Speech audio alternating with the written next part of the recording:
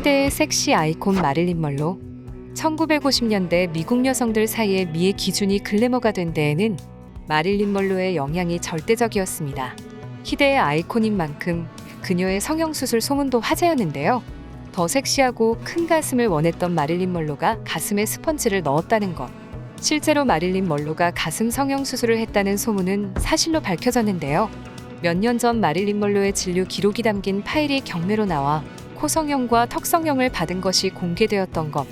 특히 먼로의 흉부 엑스레이 사진을 보면 정체불명의 둥근 물체가 선명하게 자리 잡고 있어 사진을 본 대부분의 의료진들은 1950년대 당시 먼로는 가슴 수술을 받은 것 같습니다. 라고 이야기했습니다. 과연 마릴린 먼로는 가슴 성형 보형물로 스펀지를 넣은 게 사실일까요? 그 사실을 확인하기 위해서는 최초 가슴 수술의 역사부터 살펴봐야겠습니다. 인류 최초로 가슴 확대 수술을 한 의사는 독일의 빈센츠 체르니. 1895년 체르니는 41세 가수의 엉덩이 지방을 가슴에 이식했습니다.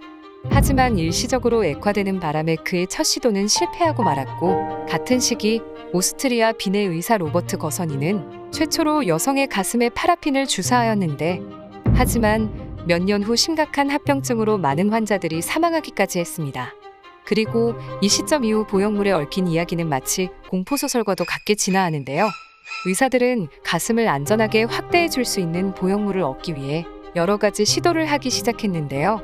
동물의 연골, 상아는 물론이고 꿀, 염소젓, 양털, 유리구슬, 특히 그 당시에는 자가지방이라고 여겼던 지방종과 일종의 여러 호까지도 이식을 하게 되지만 모두 다 실패.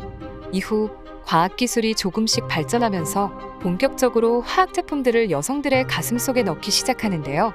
폴리에스테르, 테플론 등 액상 실리콘을 가슴에 주입하기도 했습니다. 이런 노력 끝에 1950년대 여성들의 가슴은 폴리비닐 스펀지가 장착되고 본격적으로 커지기 시작했습니다. 이 당시 섹시 심벌 마릴린 먼로도 가슴 확대를 위해 폴리비닐 스펀지 보형물을 삽입했고, 그로 인해 마릴린 먼로가 가슴에 스펀지를 넣었다는 소문이 나게 되었던 것이었습니다. 이런 글래머가 미의 기준으로 자리 잡히며 많은 여성들은 마릴린 먼로와 큰 가슴을 동경하게 되었지만 스펀지의 시대도 오래가지 못했습니다. 스펀지의 인체 조직이 침투하면서 붓거나 암을 유발하는 부작용이 발생하면서 새로운 보형물인 실리콘에게 그 자리를 넘겨주었습니다. 이후 1960년대 실리콘 젤이 가슴 보형물로 사용되었는데, 이는 기존의 어떤 가슴 보형물보다 안전하며 촉감도 자연스러웠습니다. 그러나 1992년 미국 식품의약품안전청에서 실리콘 보형물 사용을 금지시키며 식염수 보형물이 생산되었습니다.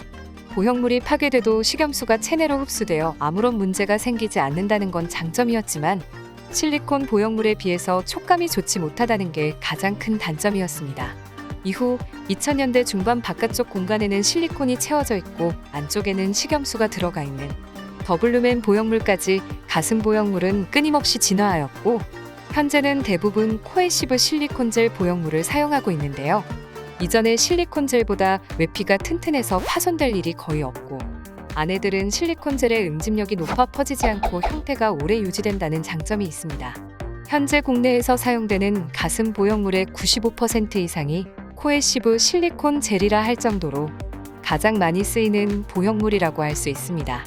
1950년대 섹시 아이콘이었던 마릴린 먼로, 가슴에 스펀지를 넣었다는 괴이한 스캔들을 낳았지만 예나 지금이나 더 예뻐지고 싶은 건 변하지 않는 모두의 바람이 아닐까요?